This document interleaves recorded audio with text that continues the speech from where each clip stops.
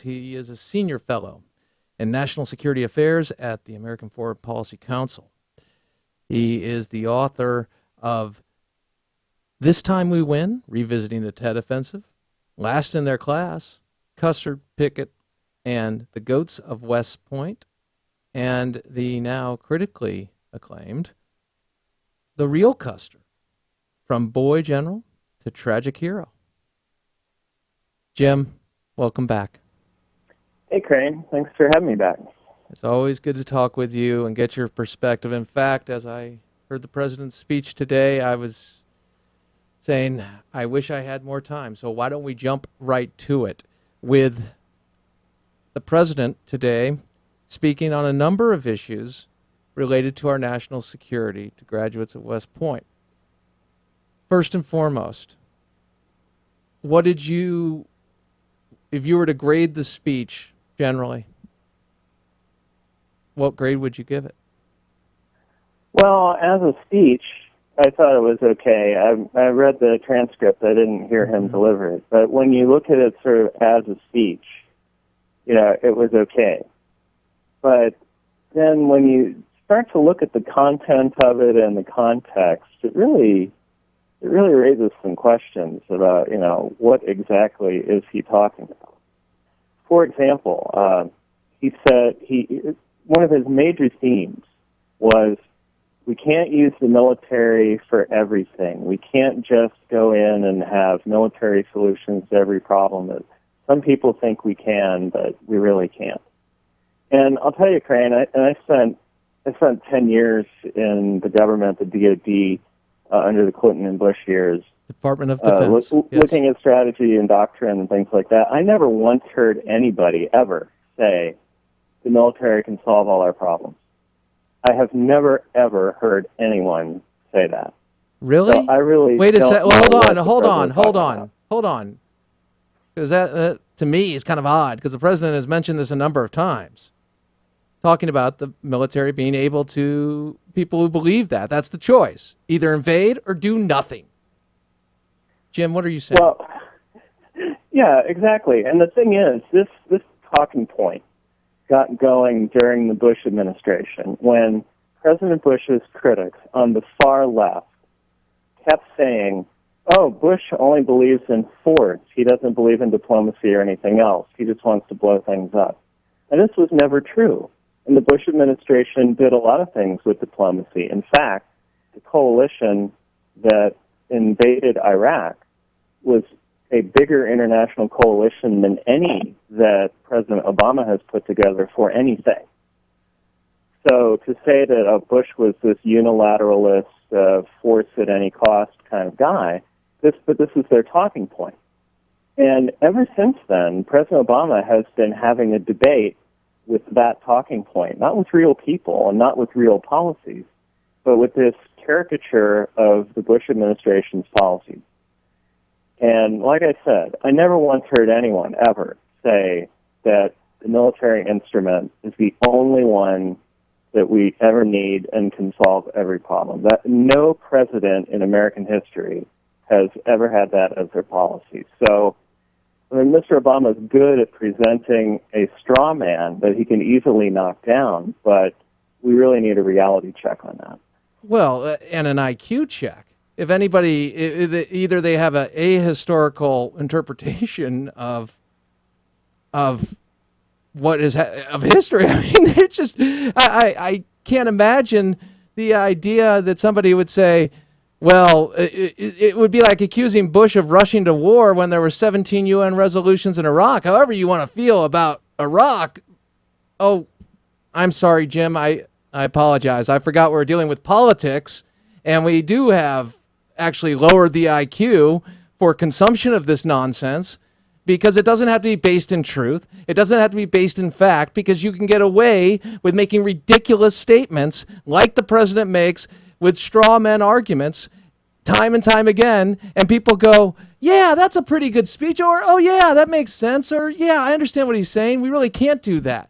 And that, quite frankly, I'm doing this, and I'm going down this road because I'm so tired of it, and I truly believe the vast majority of Americans are, as people who are brilliant and forget more in a day than I'll ever know about strategy and military and history, it drives me batty. It must drive you bonkers. Oh, well, yeah, frequently. But, you have to tune him out every now and then to keep your sanity. Okay, well, let's keep our sanity with this one. Here's the president today speaking to the threats that we now face and how we are more secure and stronger than we've ever been. Roll it. In fact, by most measures, America has rarely been stronger relative to the rest of the world. Those who argue otherwise, who suggest that America is in decline or has seen its global leadership slip away, are either misreading history or engaged in partisan politics. Think about it. Our military has no peer. The odds of a direct threat against us by any nation are low and do not come close to the dangers we faced during the Cold War. Now, he prefaced that statement with Al-Qaeda's leadership in the border region between Pakistan and Afghanistan has been decimated. Osama bin Laden is no more. Through it all, we have refocused our key investments, or our investments on a key source of American strength, a growing economy that can provide opportunity here at home. Okay, again, he needs a tuna sandwich as Nancy Pelosi needs one for protein to the melon to make the statement. But my question to you is, you just referenced straw man arguments, Jim. I think we just got one.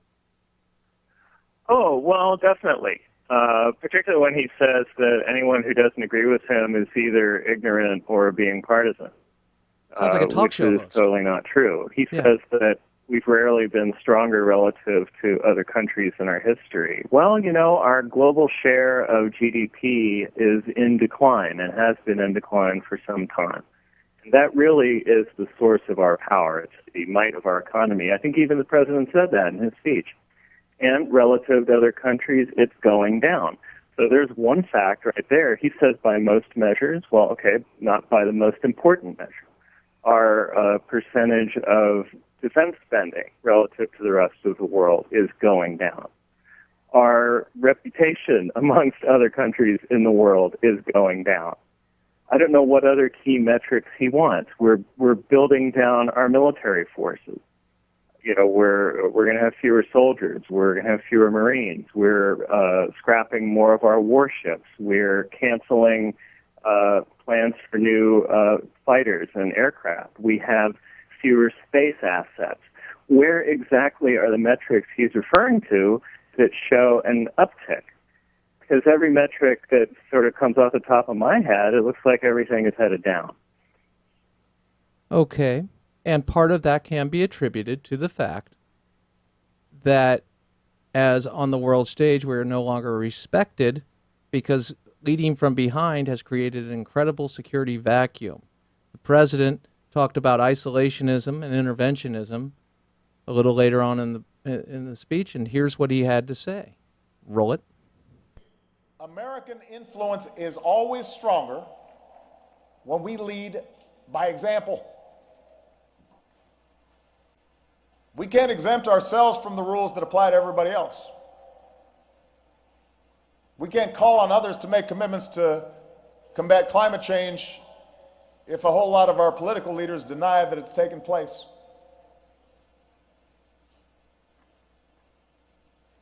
We can't try to resolve problems in the South China Sea when we have refused to make sure that the law of the sea convention is ratified by our United States Senate, despite the fact that our top military leaders say the treaty advances our national security. That's not leadership. That's retreat. That's not strength. That's weakness. Jim, please address. It would be utterly foreign to leaders like Roosevelt and Truman, Eisenhower and Kennedy. There's got to be a way to speed up his pauses. Some people have said that about me, but come on, maybe let me ask you this, and I mean that. I would say that about any president, truly. But my question to you is, Jim, I want you to elaborate and teach us about strength, of what he's talking about by example, and strength by what he is, the straw man he is using, which is strength is we blow up stuff and we jump around and we invade everywhere. And true strength of what it's been in our history, like under, I would say, arguably Ronald Reagan or the likes of George W. Bush. Your thoughts?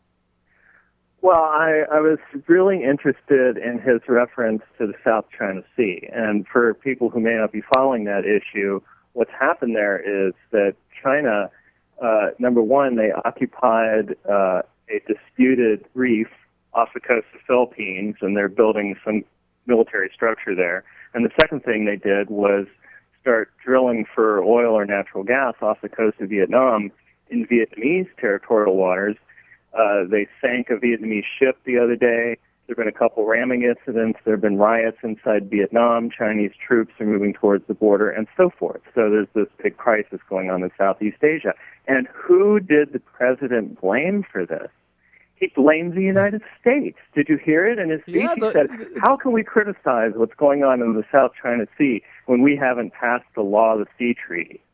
What, it's our fault that the Chinese military is asserting its force against the Philippines and against Vietnam, trying to change the facts on the ground the same way that Russia did, by the way, in Crimea, by simply going there and taking over? And the president blames us for that? Come on. If anything, he should blame himself for it, for showing the kind of weakness that would encourage the Chinese leadership to think that they can get away with it. And, oh, by the way, he mentioned, various presidents, including Eisenhower. Well, what did Eisenhower do back in 1958 when the Chinese tried to do the same thing to a couple of islands called Quemoy and Matsu in the Taiwan Strait, where they were trying to assert a claim to that? He threatened to blow them up. He sent a fleet over there, and he basically threatened the Chinese with a nuclear conflict if they didn't back off and stop shelling land that belonged to Taiwan, and the Chinese backed off.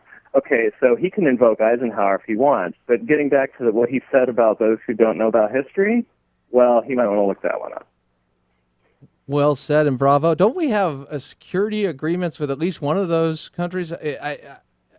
With the aggression that I heard about, and Caroline Glick actually referenced it in an article a little while back, but if they're doing this to our allies or people we have agreements with, what does that say about us when we are blaming ourselves?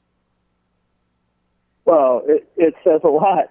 When you look at an ally, for example, Japan, and, the Chinese have also recently claimed a couple of islands that the Japanese have control of. See, China, that they're pushing out everywhere. And so Japan, because they don't believe that the United States is going to secure them anymore, is undergoing a revolutionary change in their defense posture. Because ever since the end of World War II, Japan, because it was so devastated by that war, said, we're never going to have offensive operations, we're not going to move beyond our country, we're going to have a defensive force only, and that's just the way it's going to be, and if we need help, we're going to lean on the United States. Japan is now reversing that historic policy because they don't believe that we can defend them anymore. And so now Japan is saying, look, we just have to get in the modern world. The United States is a fading power. If we don't defend our interests in the Pacific, we're not going to have anything left to defend. I mean, to me, that is so revolutionary and significant. And it's not the kind of thing that makes headlines. But just think about it. I mean, World War II, Japan was utterly devastated. They built back their economy from nothing to be one of the world's greatest economies. And now they're saying if they're going to remain a player in the world, they're going to have to start moving out militarily because they just don't think we can do it anymore. So what you're saying is when we do not support our allies, be it Japan or in referencing China with the Philippines Mutual Defense Treaty, when we don't do those things, they take they take action themselves, and that sounds like it's more destabilizing. Not to mention, Crane, Israel, which the president did not mention once in his speech. Yeah, that was wow, and this is why we have you on to reference these points. And so it destabilizes the world, but the president did speak to stability today. Here is another portion of the speech that continues from the last clip that we played. Roll it. I believe in American exceptionalism with every fiber of my being. But what makes us exceptional is not our ability to flout international norms and the rule of law. It is our willingness to affirm them through our actions.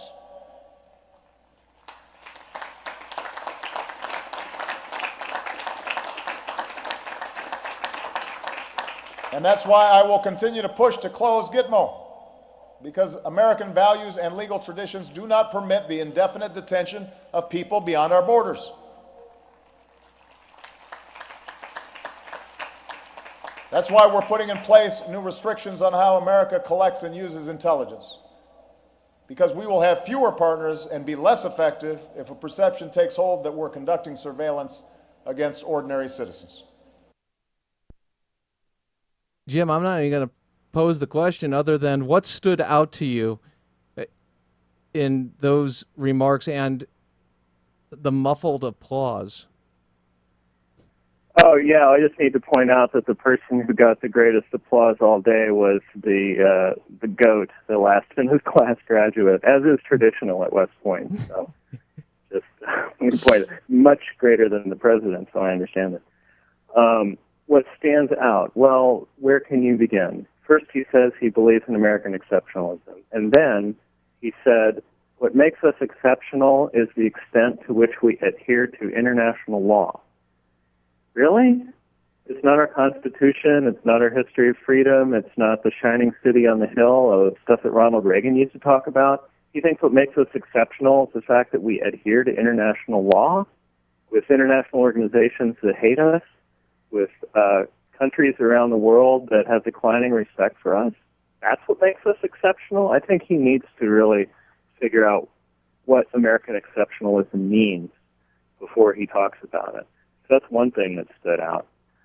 The other thing is he wants to talk about, throughout his speech, how diplomacy is important and other aspects of our power are important, how we're not weak anymore, and he's going to close Gitmo. You know what? He's been the president now for 5+ years. He said in his first week in office that he was going to close Gitmo. In fact, it was the very first thing he said upon taking office in 2009, that he was going to close Gitmo, and he has not gotten it done. So he's trying to tell us that he's a strong leader, but he cannot do this, what should be a simple thing for the commander-in-chief, to shut down Gitmo and, not hold these people, indefinitely in violation of international norms or whatever he said. Well, he said, you know here what? it is. That's all on him. That's 100% on him. Okay, but even still, I don't get the idea that we're flouting international law. Those folks at Gitmo never qualified for the protections of war under the Geneva Conventions. They were enemy combatants. I guess I'm shifting just a little here.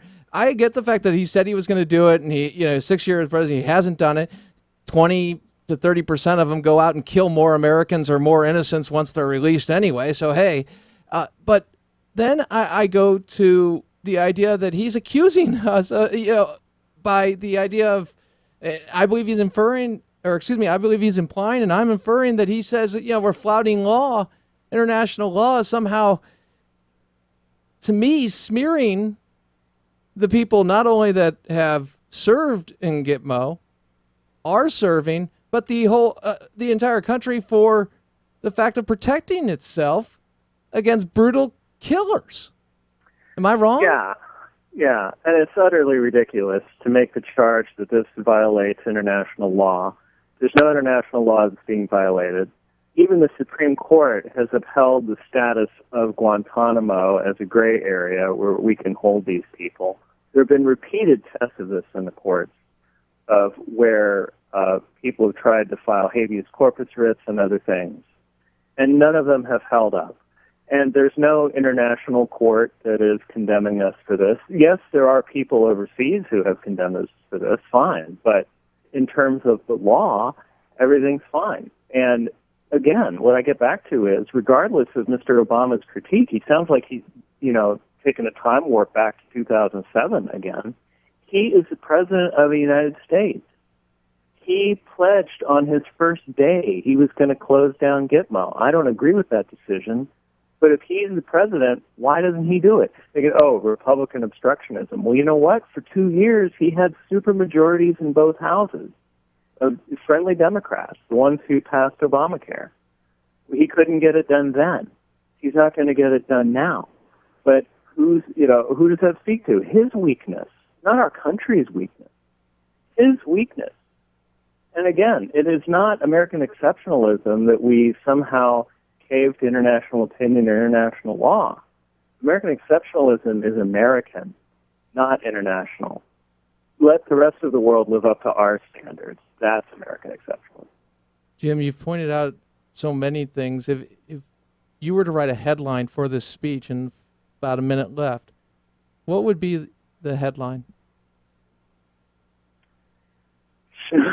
I totally put you on the spot, buddy, as I always do. Gee, I don't know. There's many of them. Or if you were... Obama talks to himself about foreign policy, I don't know. Yeah. Well, you've referenced his record, the promises, and acting as if it's 2007, a time warp where he contradicts history, recognizing history for what it is, be it Eisenhower or our current treaties, and you've detailed it in an incredible way. Jim, I've just got to say this. You're one of the best guests that we can possibly have when it comes to analyzing foreign policy. You're so learned in so many different ways that I sit back and I go, I have these questions. No, I'm just going to say, Jim, tell me, because you do such a great job of it. Congratulations on the book. Look forward to talking with you real soon. Thanks for all your time. Thanks, Graham. Appreciate it. Take care. Dr. James S. Robbins. And it's a critically acclaimed book. Check it out. I'll post a link to it. Live with honor in your life, compassion in your heart. Always keep the faith in Jesus Christ. We'll see you next time.